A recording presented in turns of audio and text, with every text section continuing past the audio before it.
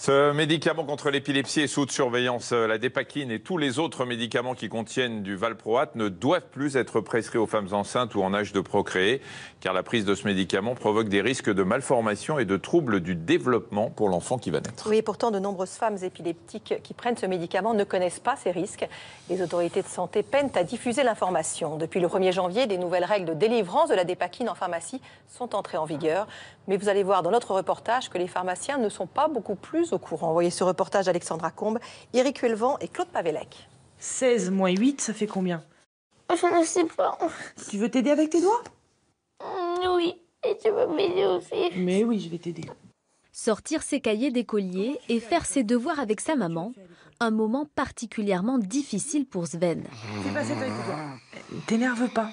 Elle grogne pas comme ça, comme un animal. Hein. À 8 ans, il souffre de troubles du comportement. Et depuis peu, pour sa mère Solène, ses difficultés ont enfin une explication, la dépakine. Elle est épileptique et depuis l'enfance, elle prend ce médicament. Pendant sa grossesse aussi, on a continué à lui en prescrire. À cause de la dépakine, il a marché plus tard, il a un retard de langage qui est évident.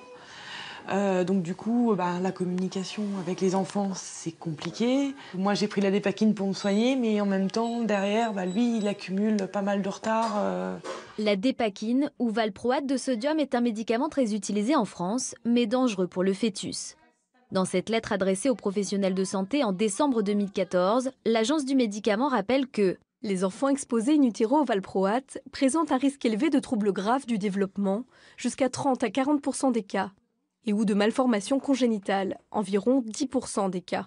La dépakine ne doit plus être prescrite aux femmes enceintes ou en âge de procréer. Le message de l'Agence nationale de sécurité du médicament est clair, mais il a du mal à se faire entendre par les professionnels.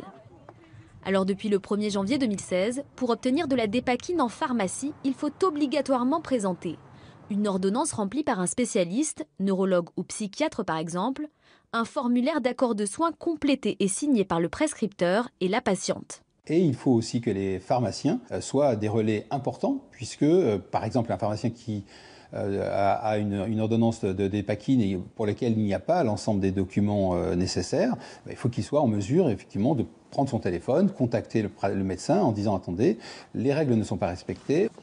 Les pharmaciens, justement, respectent-ils bien ces nouvelles règles? Pour le savoir, nous avons demandé à Solène de faire un petit test. Munie d'une ordonnance de dépakine délivrée non pas par un spécialiste, mais par son médecin généraliste, elle va entrer dans plusieurs pharmacies et demander son médicament. Bonjour, c'est pour la dépakine, 3 boîtes s'il vous plaît. C'est pour la dépakine pour vérifier qu'il n'y ait pas de grossesse. Pour l'instant, on n'a rien eu d'officiel. Mais vous, de toute façon, tant que vous avez une ordonnance, il n'y a pas de problème. Oui, c'est voilà. pas d'accord. Ok. Je voudrais de la dépakine. Merci beaucoup, madame. Au revoir. Au revoir. Résultat, 10 boîtes de dépakine délivrées à Solène sans problème, avec une simple ordonnance de généraliste. Dans les 5 officines testées, aucun refus. Les pharmaciens ne mentionnent pas clairement les risques, 2 seulement font allusion à de nouvelles règles de délivrance, mais le message n'est pas très clair. C'est un manque d'information. C'est inadmissible. Ça me dépasse.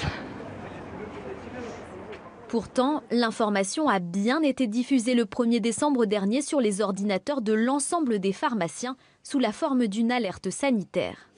Alors, on va de toute façon toujours rappeler encore et encore aux pharmaciens la situation. Parce que vous savez, il y a des règles presque tous les jours qui changent pour les délivrances des médicaments. Aujourd'hui, nous parlons de la dépakine. Demain, nous pourrions parler d'autres médicaments. Je pense par exemple au traitement pour l'acné.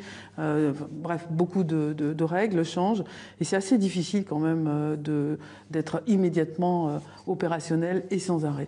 L'Ordre des pharmaciens s'est engagé à envoyer un nouveau rappel des règles de délivrance de la dépakine d'ici 1 mois. Reste à savoir si elles seront cette fois bien respectées au comptoir des officines.